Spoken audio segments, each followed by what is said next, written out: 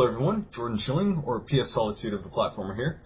Today I'm sitting in with Rick Johnson and Jeri Ellsworth of Technical Illusions. You guys doing alright?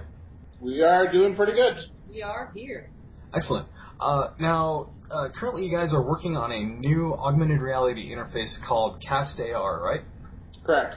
Okay, and what it is it's actually a pair of glasses that project a image onto what is a retro-reflective surface, and the user actually sees a reflection in real time that looks like a 3D hologram in real space. Very much so, yes. Okay. Now, a little bit about you guys. Rick, let's see here. Correct me if I'm wrong, or please let me know if I miss anything. You were one of the 4 original founders of Raven Software. And you guys worked on things like Black Crypt for the Amiga 500, Shadowcaster, Heretic, the Hexen series, Soldier of Fortune, Jedi Knight. I believe you're also one of the lead programmers on Quake 4? I was the lead programmer on Quake 4. Did a little bit of the technology for the 360 for the Wolfenstein engine. And you pretty much wrapped up everything else that willing to acknowledge. A couple smaller titles at Raven, but those are lessons of learning, but all good. Did you also work at Gearbox? I think I read somewhere that you worked on the original Brothers in Arms? I originally was hired to be the lead programmer of a unannounced project at Gearbox. It was got as far as prototyping it, and at that point I went on to Valve. But also during at Gearbox, I did a teeny bit of technology for Brothers in Arms. Okay, and like you said, you also worked at Valve, and were you one of the ones who, I guess, made the push towards using Linux and making that a viable gaming platform? Yeah, at Valve I did some editor technology that went into Left 4 Dead, Left 4 Dead 2, and Portal. Did some of the AI for Alien Swarm. Did almost all the graphics technology for Dota 2, and then one of the original 3 founders of the Linux Cabal that started the whole endeavor of getting Steam up and running, as well as getting the games initially ported. So my job on the Linux Cabal was working on TF2 and Left 4 Dead, getting that debugged and threaded better, and then working with the driver manufacturers, NVIDIA, Intel, and AMD, to figure out how to improve the drivers and improve our pathway to the drivers and all that kind of stuff. Okay, and now to Jeri. Let's see here. Computer chip designer, mechanical engineering, electrical engineering, inventor. You've got a plethora of tutorials around scientific applications and technology. You created the Commodore 30-in-1 direct-to-TV plug-and-play system? Yes, that was one of the toys I put together. That was a fun project. I'd have to say CastAR is just slightly more fun than that, but I'd say the C64 joystick was right up there. I also raced cars, too. Yes, I read somewhere that you also created your own line of die-cast cars? No, it's actually full-size V8-powered race cars that went around oval tracks, and I used to race and build them. Oh, wow. And so I fabricated them and welded them together and actually raced them. That was my first career. And I also heard somewhere that you have a pinball collection? Oh, yeah. In the 90s, pinball machines were being thrown out and thrown into the dump, and I started collecting them back then. Really liked them. And then got out of the collecting biz for a while and got back into it a few years ago. Now I'm up to 70 machines again. Wait, 70? Did I hear that right? 70, yeah. Wow, I'm lucky to find like 3 in an arcade nowadays. Yeah. Well, it took a long time to collect them all up. Now I have to live with them all, which are... Well, that doesn't sound that bad. Yeah, well, I like playing them, but they take a lot of space. And also in 2012, you were awarded the Maker Hero of the Year award from Make Magazine. Yeah, that was around all of the various free videos that I put up about science, electronics, optics, engineering, stuff like that. Part of my background, I was self-taught to do a lot of this stuff, and it was mentors along the way that gave me guidance. So in return, I try to do as many YouTube videos and various blogs and things I can to give back, kind of mentoring in my own way. And also, like Rick, you were also at Valve. Was that where you began to experiment with augmented reality? It was, yeah. So I was the first hardware hire. I was hired in to help build up the Valve R&D department and recruited a bunch of people. And we were tasked with exploring everything that was input-output related to games. And so we've looked at augmented reality, virtual reality. We looked at input devices. We even went as far as trying to read people's emotions by looking at their eyes and reading their skin resistance. Skin resistance? Oh, as in facial expressions or contouring of the... Okay. And then skin resistance, if you get scared, your skin resistance changes. Or if you get excited, any kind of emotional response, you can detect that in your skin. So we're exploring that to see if it was interesting for games. Oh, yeah. Rick's egging me on to tell a story. So there was a guy there that was bragging that these kind of skin resistance things never work for him, and he was going on and on about this. And so we hooked him up into the little rig, which consisted of like a wristband. And he's like, all right, now see if you can elicit a response. So I reached down and I gave him a Charlie horse right in the leg, and his skin resistance immediately shifted. And that was the way that we used to test against ourselves. We would just punch ourselves in the legs or arms, and it would immediately change your skin resistance. And he was like, oh, well, that's not fair. That's not really, representing scaring me. And he's like, try to scare me again. I go, okay, do you want me to punch you again? And immediately the chart, immediately his skin resistance changed. And so it worked with him. True fear showed up. And I believe there's also another member of Technical Illusions, Toby, your cat. He's actually right here in between us right now, purring up a storm. He looks so happy. He's sitting here kneading dough on the couch and getting petted by both of us.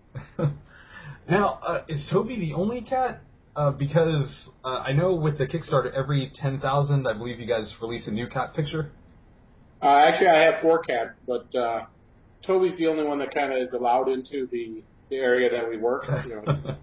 You can imagine Jeri in a corner. She's doing soldering with wires that are thinner than a human hair, and you have a cat to all of a sudden jump up on your lap or spread furry electrons all over the workplace. They're not exactly the best critters for the environment, but he'll sit outside the room and just whine and whine and whine. It's out of guilt. We let him in. And usually, like, if Jeri's not here, he instantly runs to her chair because he's realized he gets the most affection from Jeri. Yeah. And I think every one of our prototypes has a little bit of Toby fur in it. It kind of wreaks havoc on the optics. So Toby's not going to be allowed to go to the factory when we actually do the production. So sorry, folks, there won't be Toby fur in your projectors. Although we could add a Kickstarter reward level if you want to get Toby DNA to make your own clone. It would work. Or have Toby as an extra bit of software. Yeah. Okay, now let's actually talk about the device for a second. As far as the concept and the conceptual process to, the current prototype and possibly, like, the final prototype? Let me take a step back and kind of explain the entire landscape of what we're offering, because it's a lot of stuff. When we first started exploring augmented reality back at Valve, we realized that it's a completely new space. There's new interactions. Rick made a prototyping system so we could prototype software quickly, and we experimented with various inputs and outputs and stuff like that. And so, as you described earlier, we have the glasses, which can project out to this retroreflective map that you just roll out on the table, or you can stick it up on your wall like a projection screen, and then it becomes a stereoscopic 3D display. The glasses track your head position, so for instance, when it's rolled out, the material's rolled out on the table, you can walk 360 degrees around the table, and you can see rendered graphics that looks like it's locked to the table. For instance, if Rick's sitting next to me, he could be wearing a pair of glasses, and then I could be wearing a pair of glasses, and the computer could be rendering a teapot on the table. He would be seeing the handle of the teapot, and since I'm at a different angle, I would be seeing the spout of the teapot. So that's how the head tracking works. We have full 6 degree of freedom, so you can move anywhere within your space and be tracked. There's also 2 other modes of operation for the glasses. We have what we're calling true AR and true VR for those that are accustomed to those types of near-to-eye displays. And it's a simple clip-on that you put onto the projected AR glasses that bends the light around, bounces it a few times, and puts it directly into your eyes. So you don't use the surface in that case. Yeah, it operates just like a regular VR head-mount display, such as the Oculus. Okay. Now, as far as those 2 add-ons go, the true augmented reality and the virtual reality one, I know with a lot of other peripherals, they have a warning about eye strain and whatnot, but with the CastAR, of course, you have full peripheral vision and you can see the real world in front of you. Is eye strain really a problem? Is there a recommended usage limit that you guys would suggest? So with the retroreflective surface, there's no eye strain at all. It's like looking at a TV or a monitor or a projection screen because the images are actually being projected out at a distance, so it's not forced into your eyes. With the AR, VR clip-ons, you're subject to the same kind of issues that any other display like that has. Some people tolerate it better than others. It's a nice add-on if you really want the fully immersive experience. Okay. Now, for the retroreflective surface, because I suppose that's the standard, the AR and VR are additional, does it have to be the retroreflective surface, or will it work with anything else? So the retroreflective surface, the way it works is it has a bunch of very small micron-sized glass beads that are embedded into the surface. And any light ray that strikes it goes into these glass beads, bounces a couple times, and comes directly back to your eyes in the same direction. So by doing that, it concentrates all the light that we project out. So the image that you see through the glasses is very bright and very vivid, but no one else in the room can see it because all the light's coming back to you. If you try to project onto, say, just a white sheet of paper, most of the light gets scattered around and you don't see any image. Okay, and the projectors that are mounted right above each lens, they're pretty strong. I mean, you don't have to use this in just pitch black in order to see it. Well, that's the property of the surface itself. You can use it in normal lit rooms. So you can use it in the dark. The only restriction is you wouldn't be able to use it in direct sunlight. The projectors aren't all that strong, and that's a big advantage for us so that we can have long battery life if you have it hooked to your cell phone. And also thermally, there's virtually no heat up on the headset. You're not driving the projectors very hard. Right.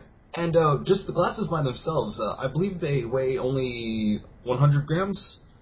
With the attachments, does it really weigh that much more? Will it cause any problems for wearers, or especially people with glasses? So our target, our next prototypes are coming in at 150 grams of weight.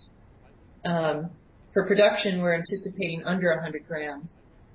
So the VR clip-ons are going to add some weight, but they're mostly hollow. We're using reflective optics, so it's mostly air inside of the clip-ons, so they won't add a ton of weight. Now, the last time I actually got to use the CastAR hands-on was at Gearbox Community Day, and between then and now, the Magic Wand has gone through a few changes. What all's been adjusted as far as like adding buttons or maybe adjusting sensitivity? So the original conception of the Magic Wand is that we had 2 cameras sitting at the side of the surface, and that the wand itself had a LED which would emit out a special code, and then we could use the cameras to triangulate the position. We are now switching to having a camera inside of the wand itself, and that allows us to do actually a better tracking algorithm, as well as allows us to do rotation. So if you can imagine a augmented reality pancake flipper scenario where the wand can actually do rotation. That's kind of the main benefit of what we're going at this point. Pancake flipping. That is going to be the killer app. Wait and see. That's a possibility. Add it. You should add that to the Kickstarter. A cooking simulation. Yeah, if we get $10 more, we'll be we're also adding the gyro to it, so it can work if you get far away from the tracking surface. And as I understand it, you guys also made the CastAR to be hackable or somewhat moddable for users? Yeah, so my background is I try to keep everything I work on open, like that Commodore joystick that you were talking about earlier, the 30-in-1. Mm-hmm.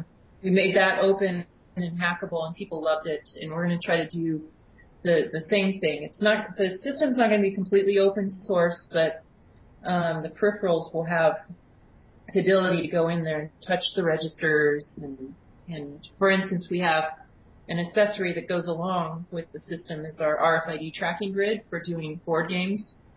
It has a bunch of RFID pickup coils embedded in the surface, and there's some very interesting things that you could do with that if you're kind of a maker-hacker type by driving the coils yourself.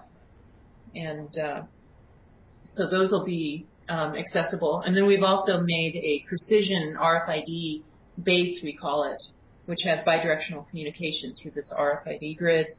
And those are hackable also. For instance, Rick has a scenario that... Yeah, the base themselves has a small microprocessor on it, which is completely controllable by the user. And so one scenario we imagine is that if you had a small remote-controlled car, the computer can send up signals to turn on the motors and actually control the car across the virtual racetrack. And so the user can think they're actually driving a car, and the computer can do wall detection and all that kind of stuff and make it appear that you're in control of a real physical car around this track. Well, it is physical, right? Yeah. So you're driving the motors. Oh, okay. So because I was having to calculate that in my head because that was a lot of wizardry going on there. Right. So with the precision RFID tags, with the proper amount of personal programming, you could actually simulate a racetrack for a physical car. You could simulate that if you want to think about like Dungeons and Dragons. You could have a physical dragon miniature that has a smoke generator and maybe some red LEDs, and you can make it so it's timed to blow out smoke in an environment. Anything that has motors or lights or things like that, you can now do this two-directional communication through the microprocessor and control through the computer. And as well as I should mention, we got ahead of ourselves on the RFID grid. It can also pick up very inexpensive RFID tags, the sticker-style ones that go on the bottom of products for security. And so if you wanted a prop that you wanted to track around the surface, you put these, for instance, on the base of your miniatures, and you can track them that way too. So they're all easily identified. So basically, with the RFID tracking grid and the base tags, and also the sticker tags, really the possibilities are endless for the user. They can do miniatures, they can do tabletop, they can do Dungeons and Dragons style. I suppose if they really wanted to commit the time to it, they could even program it for card games such as Magic, Pokemon, anything else kids play nowadays. Yeah, I think the way we see augmented reality is truly a bridge between the physical world and the virtual world. And if you go back to the history of electronic gaming, and if you imagine an arcade, it was a very social experience. People were gathered around a unit, looking at each other, interacting with each other. And we've kind of slowly progressed away from that social aspect, that people sit on a couch now and they stare directly at a TV, or if you look at VR, they wear a headset and they don't even see anybody anymore. And so our kind of vision for this product, at least with the projected augmented reality, is that people are able to gather around the table again. They can look at each other. If I do something vicious to you, I can see you grimace on your face, and I can get pleasure out of like how much I just physically hurt you or mentally hurt you. Trust me, when we had our multiplayer marathon games, that was happening to the point of like threatening each other. So, But so finding ways to bridge the physical world into this virtual world is part of our strategy. And so, the RFID Grid is a big component of that. And that, like you said, card games, miniatures, cars, anything that can be remotely done. One of the most things I've been fascinated about with this space is if you go on YouTube and you search for React Table. It was using the original Microsoft Surface from several years ago, and you have these cubes that kind of do a dynamic virtual DJ, and they can construct music, and it's really kind of fascinating how you watch people adjust these cubes and tweak them, and they can just create this whole music, and you realize it's a bridge between the physical world and the virtual world, and there's just so many ideas we've not had time to explore, and I think it's going to be a growth thing, and a bunch of cool stuff's going to come out of it. I may have heard this wrong, but a while ago I heard somewhere that actually the RFID and as far as the miniatures go, that was actually inspired by your own personal love for tabletop games and Dungeons & Dragons? Yeah, I grew up in Wisconsin, and so the original group, my high school group, started playing in '85, and Gen Con, which is the original giant D&D convention, was based out of Wisconsin at that point. And so every summer we would head over to Gen Con, and we would just play all throughout the summer and sometimes during the fall. And we continued playing as we progressed through our college years and people got married off and have children. And then once I left Raven to go to Gearbox, it was kind of a very sad transition point that I knew it would be difficult for me to play again. And so I ended up actually flying back to Wisconsin twice in the fall and twice in the spring just to play all day Saturday. And I continued coming out to the Seattle area. And so now being able to do this system where you can bridge D&D in a virtual world from the physical world, and that they can see the same experience that I'm having, it kind of is a way that we'll be able to play together again without actually having to travel the distance. And so board games, a lot of good games are coming from Germany, and they're very complex to set up. And if you can imagine a specific scenario where the game knows about the pieces and it can set up for you, and you can save and come back, and you can play with your friends across country. It's going to be a very fun time to explore these.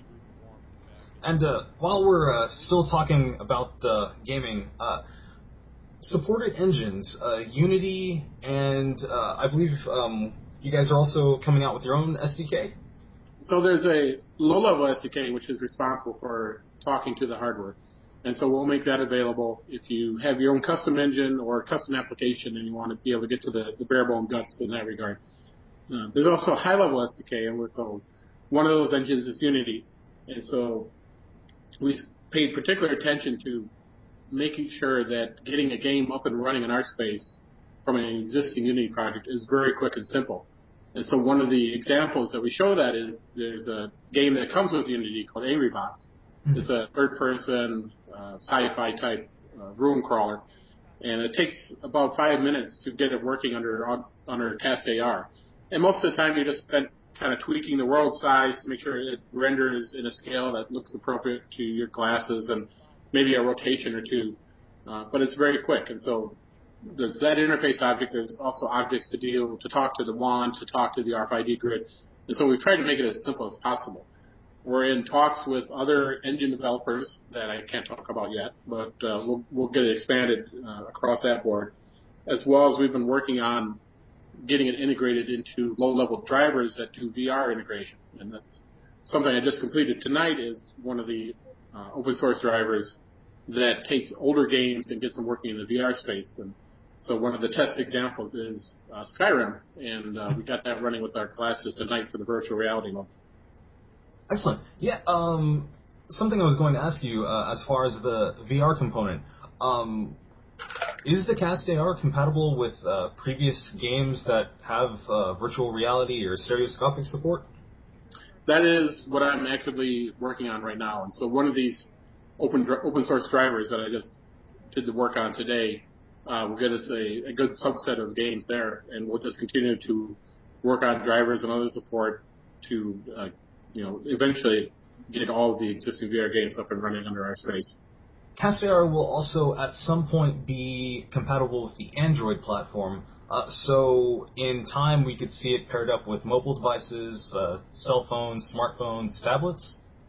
So one of the big advantages of CastAR is how little power the actual glasses draws. The LEDs behind the projectors is very low wattage, as well as there's a custom FPGA that Jeri wrote the logic for that does all the localized image processing of the camera for tracking.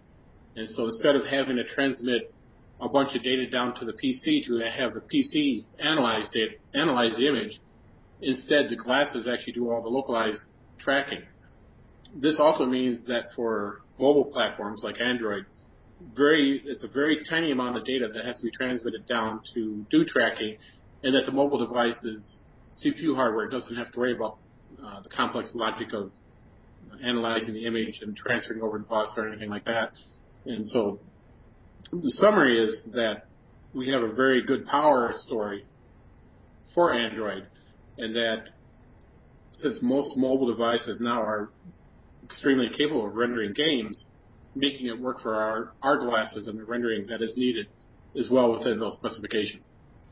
So really what it all comes down to, the PC, computer, laptop, or Android device, they're really just there as a thing to host the streaming to the CastAR. It's not really anything that's CPU or GPU intensive.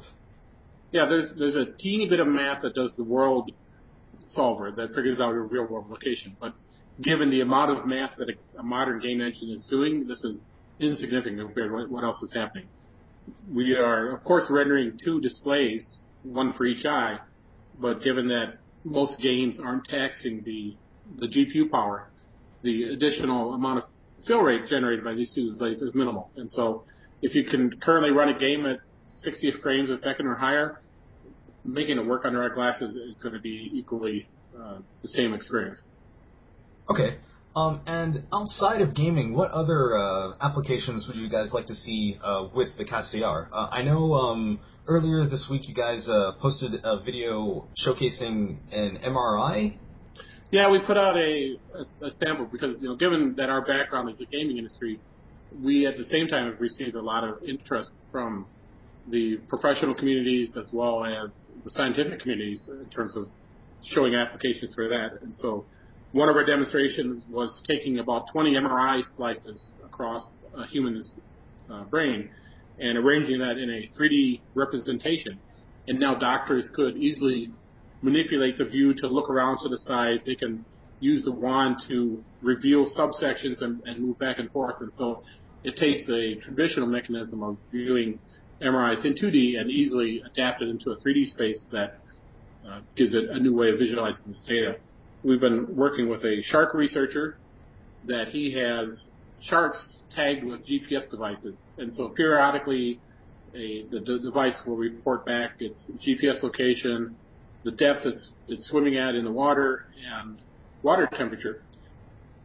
And he's created a Unity app to plot this out. And so he can use CastAR now to see the paths that the sharks interact with and see where they dove underwater and all those kind of things to better analyze the data rather than just looking at it in a spreadsheet or in a static image. What's neat about that one, too, is it gives him and his colleagues a way to wear, each of them could be wearing glasses, and they can be looking at the ocean floor or the ocean at their own perspective rendered on the table, and they can interact with the wand and point to data in an easier way than just on a 2D monitor. And so if you extend these ideas to education, and you can have a virtual dissection, you can look at the solar system or look at molecules, traditional ways that are kind of flat and boring for students, they can now become immersed and interactive and spend more time being excited about education. I think the non-gaming app that also kind of bridges into gaming that excites me the most is flight simulators. We've been talking to a big company that makes flight simulators, and currently their simulators take up entire rooms, and they have millions of dollars worth of projectors, or hundreds of thousands of dollars at least of projectors, and they had an opportunity to come test our stuff out, and they got really excited about the possibility of, instead of having projectors, they put these glasses on the pilots, and they place the reflector in the windows and of the flight simulator cockpit, and they can even put pieces of retroreflector in where the instrument clusters are and generate all the graphics that way. And even people at home could make very simplistic flight simulators that allow you to just turn your head and look out the side of the window, or a racing simulator with not much effort.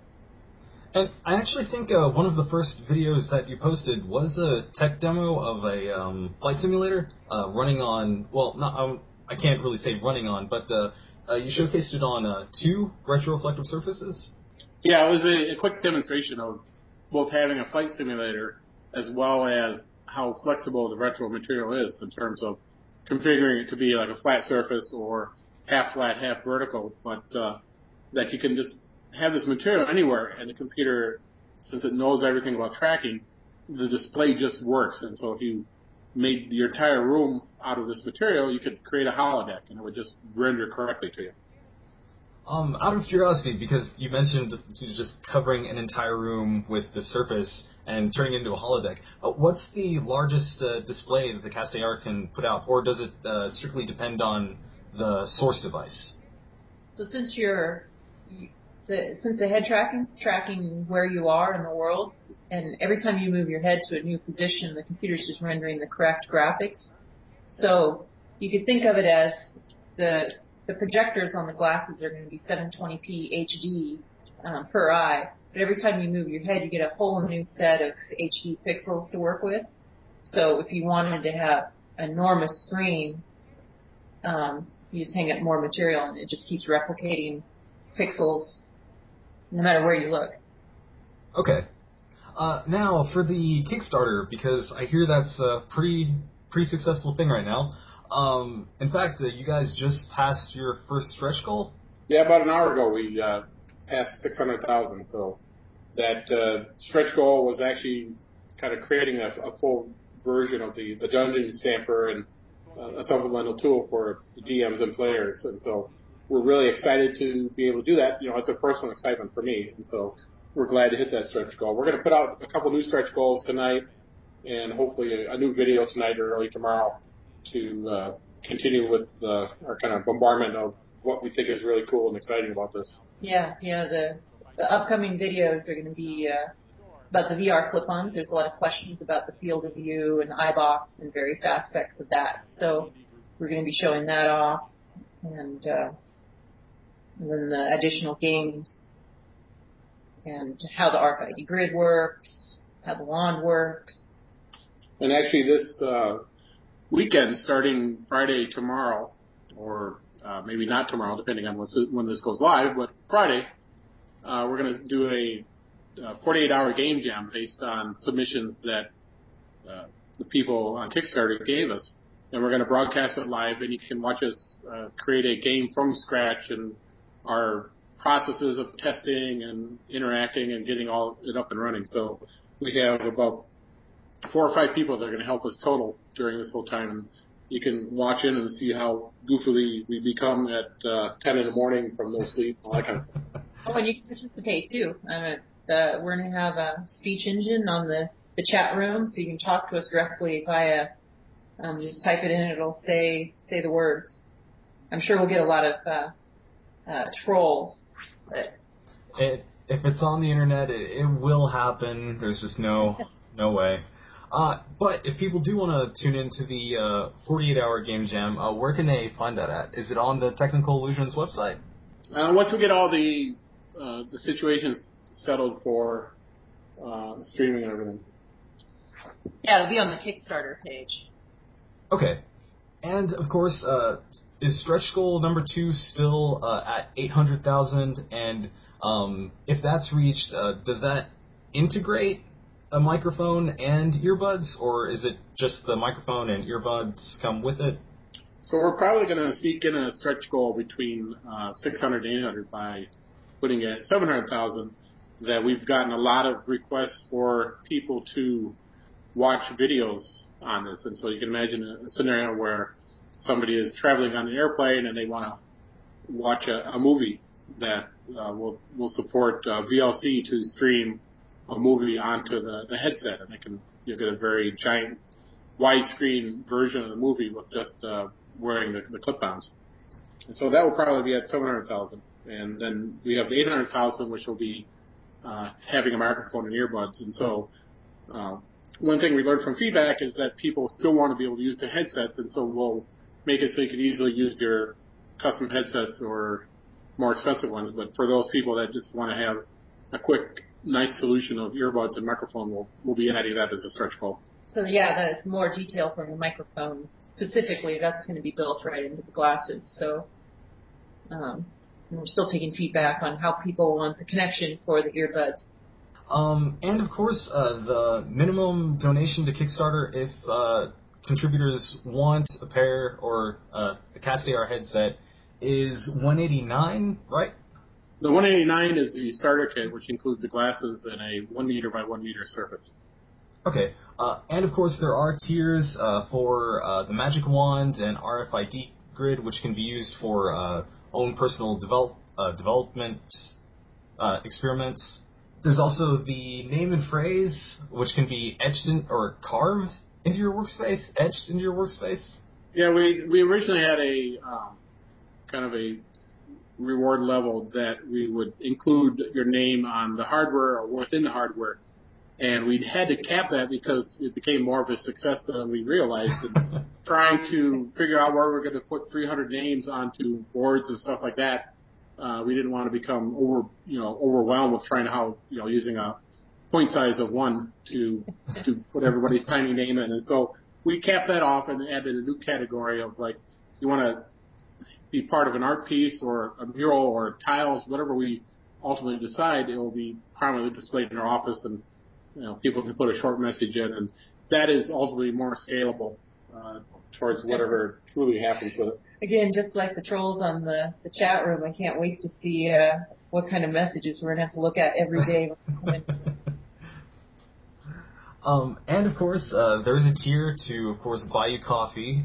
I know how important coffee and caffeine can be sometimes. You have no idea how it's important. Do you guys actually sleep at all? That is the extent of our social life, is that we've been working until probably 3 or 4 a.m.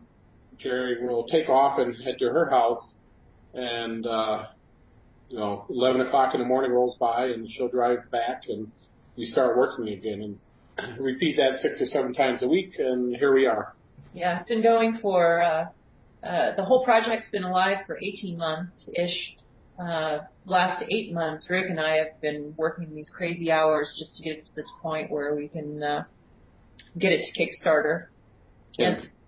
And so while we set the Kickstarter goal at $400,000, that's kind of at a level that allows us to get the product out to consumers.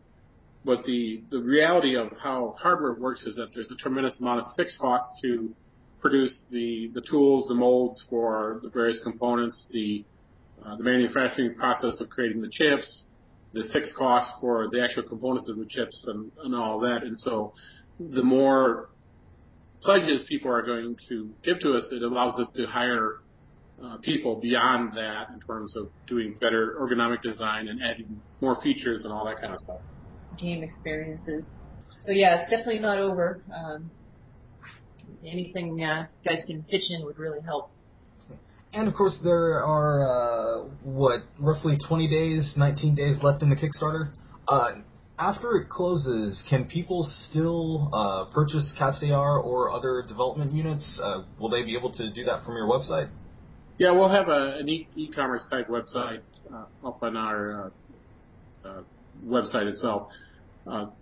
We realized that some of the restrictions that Kickstarter has to do combinations and other types of aspects is a little more complex than we like, and so having a traditional shopping cart will allow people to easily add 1,000 RFID bases if they wanted to do something like that. There probably will be a different time differential for obviously the people that get into the Kickstarter right now will get their units sooner, which is going to be unless you opt for one of the very early kits, it's September.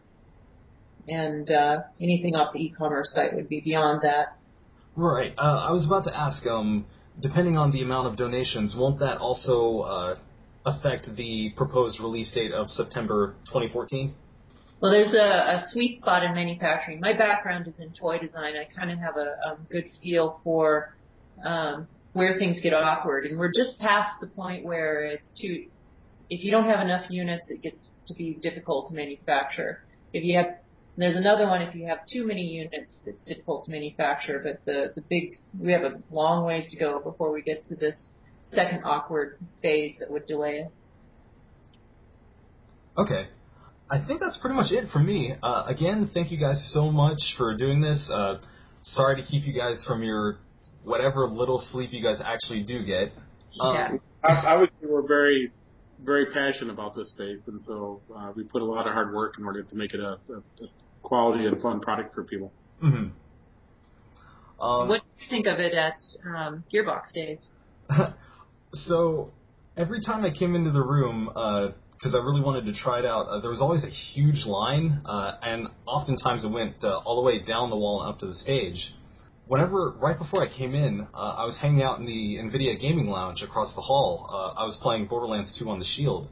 Someone came down and sat next to me, and the first thing I ever heard about the CastAR, first mention, it was, I don't know if you checked it out yet, but there's these glasses and there's some mad wizardry going down in the corner. You have to go check it out. I was like, oh, well, how could I refuse? So I went in there and I, of course, stood in the massive line, and I got up there and I put on the glasses, and sure enough, mad wizardry was going down. Yeah, it's one of those things that it's hard to describe in words. It's difficult to show in video, but once you experience it, it's pretty magical. Yeah, and plenty of things that are beginning to have augmented reality. There's Wikitude for Android. The 3DS has AR cards, and Google Glass will be coming out sometime in the near future. But I really think CastAR is going to set the benchmark for augmented reality for quite some time. Well, fortunately, we have some additional ideas for the future generations of products. So we'll continue to push the boundaries, and we'll continue to innovate, and hopefully be at the forefront for years to come. Excellent. Well, again, thank you guys so much for doing this. The Kickstarter is still going on. There are 3 more weeks. It ends on November 14th. Okay, excellent. Well, thank you guys so much again. This has been Jordan Schilling with The Platformer, and my guests, Jeri and Rick from Technical Illusions. Again, thank you guys so much. Thank you very much. Thank you.